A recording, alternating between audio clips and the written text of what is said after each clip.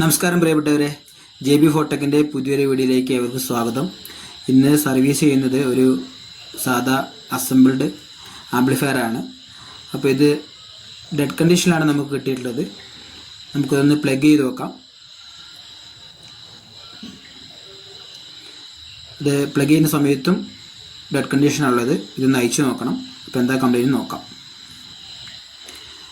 Amplifier open ചെയ്തിട്ടുണ്ട്. ഇതിൻ്റെ 12 volt supply okay ആണ്. ട്രാൻസ്ഫോമറിന് കംപ്ലൈൻറ്റും കാര്യങ്ങളൊന്നുമില്ല. അപ്പോൾ ഇതിൻ്റെ മോഡ്യൂളിലേക്ക് സപ്ലൈ വരാത്തതിൻ്റെ കാരണം അതിലെ ഒരു വയർ വിട്ടെടുക്കുന്നുണ്ടായിരുന്നു. അപ്പോൾ അതുകൊണ്ടാണ് വരാത്തത്. പിന്നെ ഒരു IC പോയിട്ടുണ്ട്. IC നമുക്ക് ചേഞ്ച് ചെയ്യണം. എന്നിട്ട് നമ്മൾ നോക്കാം. ഇതിൻ്റെ USB മോഡ്യൂളാണിത്. ഇതിൽ തന്നെയാണ് ബ്ലൂടൂത്തും വരുന്നത്. ഇതിൻ്റെ 5 വോൾട്ട് സപ്ലൈ കട്ടായിരുന്നു. അപ്പോൾ അതുകൊണ്ടാണ് അതിൻ്റെ ഫ്രണ്ടിലേക്കുള്ള വോൾട്ട് കാര്യങ്ങളൊന്നും വരാണ്ടിരുന്നത്. അത് നമുക്ക് റെഡിയാക്കണം. അതിൻ്റെ കൂടെ അതിൻ്റെ ഒരു IC കൂടെ കംപ്ലൈൻ്റ് ആയിട്ടുണ്ട്. ആ IC നമുക്ക് ഒരു ചാനൽ IC കംപ്ലൈൻ്റ് ആണ്. അത് നമുക്കൊന്ന് മാറ്റണം. ഇതിൻ്റെ ഒരു channel audio output IC complaint ആയിട്ടുണ്ട്. LA4508 വരുന്ന നമ്പർ വരുന്ന IC ആണ്. അപ്പോൾ അതിൻ്റെ പുതിയൊരു IC വാങ്ങിയിട്ടുണ്ട്. അത് നമുക്കതിൽ ആഡ് ചെയ്തതിന് ശേഷം നമുക്ക് നോക്കാം.